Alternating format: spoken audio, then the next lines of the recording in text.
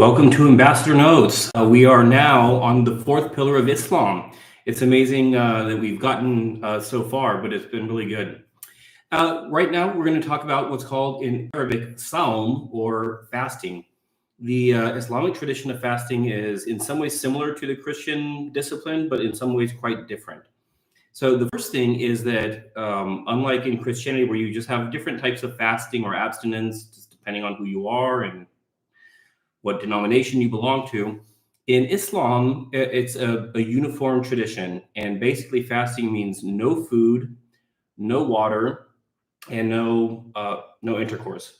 So that is the tradition of fasting. And indeed, you're not supposed to let anything go down your throat, which means technically you can't even swallow your saliva. This means that during fasting period, which is especially Ramadan, we'll get to that in a second, but during Ramadan, people can be very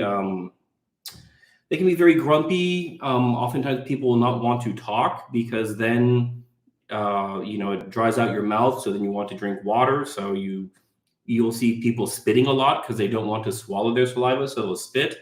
And also people cannot smoke. And if you're a guy or a lady who's used to smoking quite a bit, going that entire period without smoking can be very, very bothersome and very, very difficult.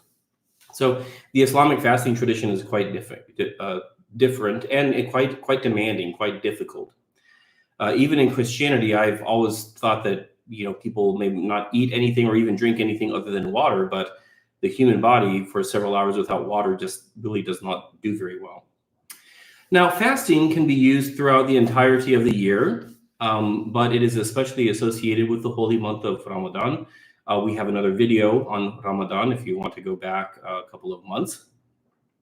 But Ramadan, of course, is the Islamic holy month when they celebrate the beginning of the revelation of the Quran according to their historiography and tradition. And during this entire month, you're supposed to fast from sun up until sundown.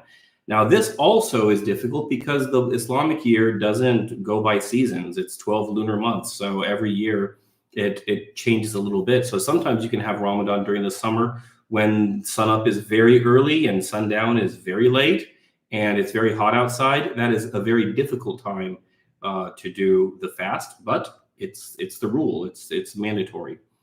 And now during Ramadan, it's quite interesting because people actually tend to eat more during Ramadan than they do during the rest of the year. You might think that's counterintuitive, but the thing is, they always, you get together with friends and family to break the fast together, something called iftar, and people tend to eat more during that period of the year. A lot of Islamic clerics are not very happy about this. They're saying, hey, this is supposed to be an ascetic time. You don't just wait and just totally pig out in the evening.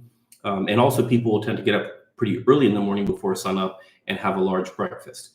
So that's the Ramadan fast.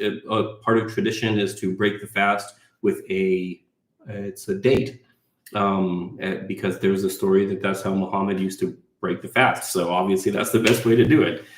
But Ramadan is a time of ascetic practice, but it's also a time of getting together with family and friends and having a lot of parties and usually staying up very late into the night. Ramadan is also supposed to be a time of moral reformation and moral focus, meaning that people are supposed to focus on being kind, focus on being patient. And one thing that happens during a lot of Ramadans is people will just watch a lot of TV and movies because they don't want to be really active. And again, that's another thing where Islamic clerics are like, no, it's supposed to be a time of not wasting your time, but using your time to do good things and profitable things. So think of a poor pastor who's frustrated with how his people are misunderstanding Christmas and going to Christmas parties and focusing on the gifts, and they're not focusing on the birth of Christ. So it's not a perfect parallel, but you kind of get the idea. There is a rule in the Quran that says that the fast in the Quran and the Hadith, which are the oral traditions that were then written down, that says that for some people, if they're not able to fast, they can make up the fast on another day. So for example, women who are menstruating cannot fast. They're not allowed to. Women who are breastfeeding do not fast. People who are traveling do not need to fast. That made sense in 8th century Arabia, where traveling was really really hard and difficult and arduous. It's not the same today where, you just go to the airport, get on the plane and fly for a couple of hours, but different Muslims will apply that in different ways. The meaning behind fasting in Islam is actually not that different than it is in Christianity. The idea is that fasting helps you to control your body and to control your appetites. And the idea being that if you are able to control your hunger and what you eat, then you'll be able to control yourself when you're tempted by other things in life. So that is part of the spiritual ideas, or the ethical idea behind fasting. It's ironic because, again, people who are not smoking, who are thirsty, it's hot out, people tend to get grumpy. But that's part of the challenge of the Ramadan fast. And finally, Muslims, if you ask them, they'll tell you that there are health benefits to fasting. I'm not a medical doctor. I'm not going to say yes or no about that. But oftentimes Muslims will point to this as being part of the Din al-Fitr, the religion of nature.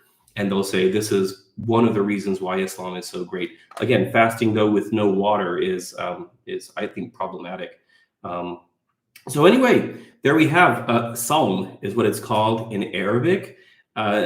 It's not the S sound like we have in English. They have two different S sounds in Arabic, and it's Sawm. So try to pronounce it in the back of your mouth.